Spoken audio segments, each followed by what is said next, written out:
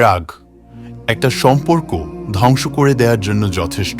দুজনই প্রচণ্ড রকমভাবে রেগে আছেন এবং দুজনেরই একটাই লক্ষ্য উদ্দেশ্য, সামনের মানুষটাকে কথার আঘাতে ছিন্ন বিচ্ছিন্ন করে দিতে হবে।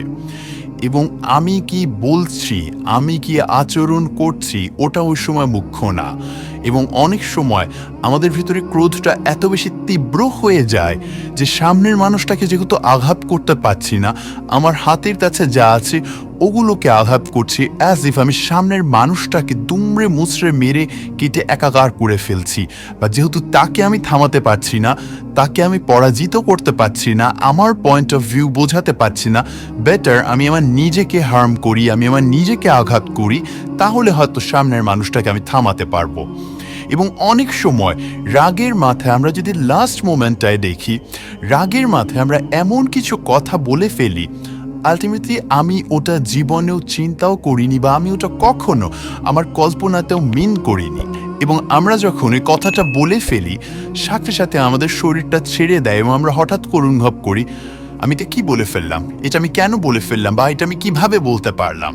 সাথে সাথে আমরা অসম্ভব ভেঙে পড়ি এবং তখন হয়তো আমাদের ওই হিতাহিত জ্ঞানটা ফেরত আসে এবং আমরা কমপ্লিটলি শ্যাটার্ড হয়ে যাই। আমরা কিন্তু এটা খুব বিশ্বাস করি, তাই না? রাগের মাথায় যে যা বলে সব সত্যি বলে, এই কথাটা নিয়ে আমি অনেক কন্ট্রোভার্সি দেখি, কিন্তু এই জিনিসটা আমি কখনোই একমত হই না। কারণ রাগের মাথায় কখনোই একটা মানুষ সব সত্যি কথা বলে না। অনেক সময় যখন আমরা রেগে যাই, মূলত আমাদের প্রথম উদ্দেশ্যই থাকে সামনের মানুষটাকে কথার আঘাতে একেবারে ছিন্ন বিচ্ছিন্ন করে দিব, তাকে কোনোভাবেই আমার সামনে দাঁড়াতে দেয়া যাবে না। ডেফিনেটলি আমাদের মনের ভিতরে অনেক কথা থাকে যেগুলো হয়তো আমরা বলি, কিন্তু যখন আমরা ইনসেনলি আউট অফ কন্ট্রোল আমাদের অ্যাঙ্গার আউটবার্স্ট হতে থাকে, তখন কিন্তু আমরা ওই কথাগুলোই বলি যেগুলো আমরা কখনো মিন করি না। আমি খুব কমনলি কিছু সময় দেখি যে হাজব্যান্ড ওয়াইফ দুজনকে এরকম বলছে, তুমি মারা যাও না কেন, তোমার এইটা হয় না কেন। অনেক সময় বাবা মাও রেগে গিয়ে সন্তানকে বলে ফেলে, তুই মরস না কেন। বাট ডিপ ডাউন ইনসাইড কেউ কি আসলেই এটা চায় তার সন্তান মারা যাবে? সে কি আসলেই মন থেকে এটা মিন করে?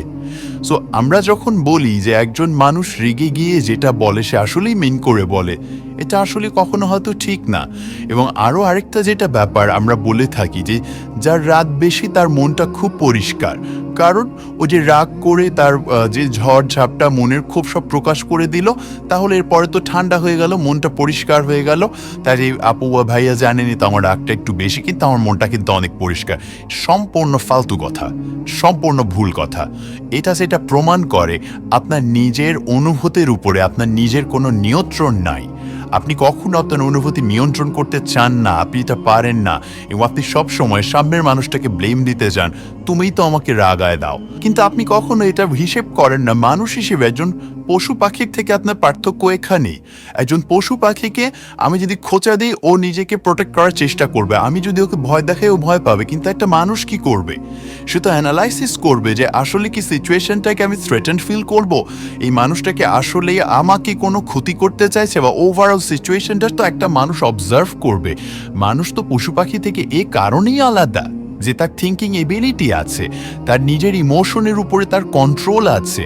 না হলে পশু পাখি থেকে মানুষ তো কোনো দিক থেকে আলাদা ছিল না। তার চিন্তা করার শক্তি, তার বিবেক বুদ্ধি, এগুলো তো তাকে ইউনিক করছে, তার শিক্ষা জ্ঞান। এবং সেগুলো দিয়ে যদি আমি আমার ইমোশনটাকে নিয়ন্ত্রণ না করি, আমি যদি শুধু এই দোহাই দিই আমিও তো মানুষ, আমারও তো অনুভূতি থাকবে, এটা কমপ্লিটলি একটা অজুহাত। আমার অনুভূতি আমাকে নিয়ন্ত্রণ করা জানতে হবে। আমার রাগ এটা সম্পূর্ণ আমার দায়িত্ব। সামনের মানুষটার আচরণের কারণে ডেফিনেটলি আমি রেগে যেতে পারি, কিন্তু আমি রাগের বহিঃপ্রকাশটা কেমন করব, সেই বহিঃপ্রকাশ আমার নিয়ন্ত্রণে থাকবে। আমি কি ওই সময় তাকে স্পষ্টভাবে বলবো যে তোমার যে আচরণ এটা আমি রেগে যাচ্ছি, নাকি তাকে আমি আঘাত করব, না একটা গ্লাস ভেঙে ফেলবো, এই কন্ট্রোল সম্পূর্ণ আমার থাকবে।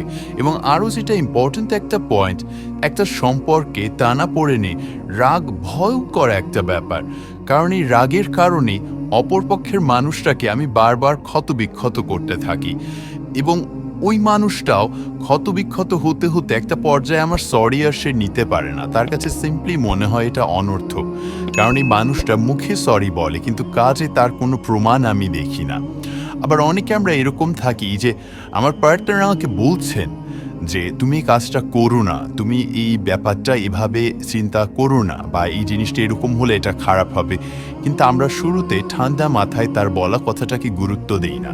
এর ফলে যেটা হয়, আমাদের পার্টনার আনহার্ড ফিল করেন, উনি ইনভিজিবল ফিল করেন একটা সম্পর্কে।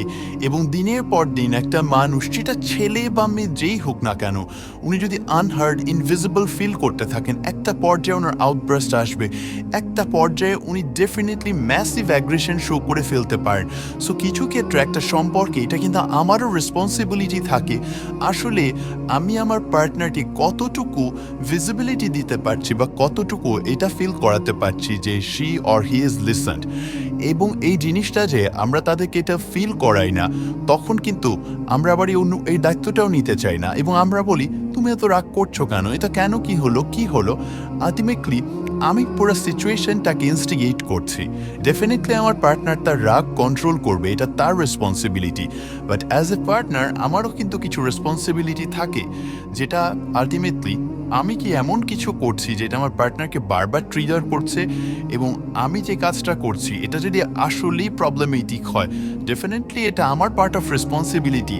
এই সম্পর্কটাকে সুন্দর করার জন্য আমাকে এক স্টেপ পিছনে যাওয়া এবং পুরো সিচুয়েশনটা অ্যানালাইসিস করা এবং এটা অ্যাকসেপ্ট করা আমার পার্টনারের ফ্ল থাকবে, যেমন আমারও ফ্ল আছে। এবং সেই ক্ষেত্রে আমি হয়তো এই কাজগুলো না করলে আমার পার্টনারের জন্য ইজি হবে, এবং আমি যদি তাকে এই কাজগুলো না করে বলতে পারি যে দেখো তুমি এগুলোতে ট্রিগার্ড হতে এবং এগুলো আমি এখন করছি না, সো প্লিজ তুমি তোমার পার্ট অফ রেসপন্সিবিলিটি কমপ্লিট করো, তুমি তোমার অ্যাঙ্গার নিয়ে কাজ করো, যেটা আমাদের সম্পর্কটাকে সুন্দর করতে পারে। কিন্তু আমরা যেটা করি, সামনের মানুষটা বলতে থাকে, আমরা শুনি না, সে রেগে যায়, এবং সে আবার রাগ করার কারণে আমি রেগে যাই, এটা একটা ভিশাস সাইকেল শুরু হয়ে যায়।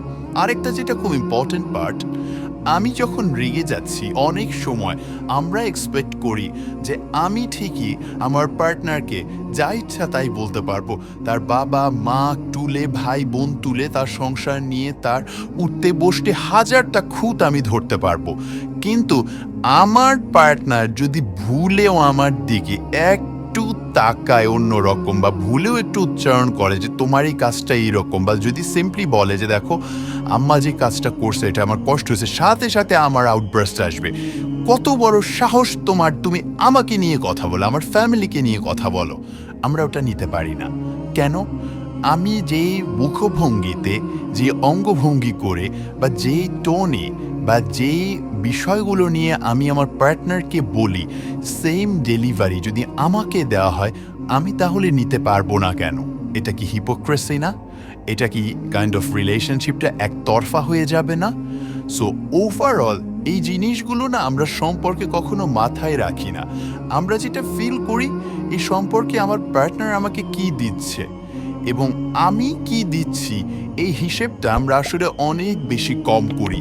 বা যখন আমরা এটা হিসাব করি আমি কি দিচ্ছি, তখন না আমরা আবার অতিরিক্ত আবার বেশি পার্সোনালাইজ করে ফেলি, এবং শুধু দিতেই থাকি, সাধ্যের বাইরে অতিক্রম করে দিতে থাকি এবং নিজেকে সাফোকেট করে ফেলি। আলটিমেটলি আমি রেগে যাই, আমি এগেইন একটা টক্সিক মানুষে কনভার্ট হয়ে যাই। সো সম্পর্কটা আমাকে অলওয়েজ একটা জিনিস মাথায় রাখতে হবে, আমি কি দিলাম এটা খুব ইম্পর্ট্যান্ট, কিন্তু আমি যেন সাধ্যের বাইরে গিয়েও না দিই।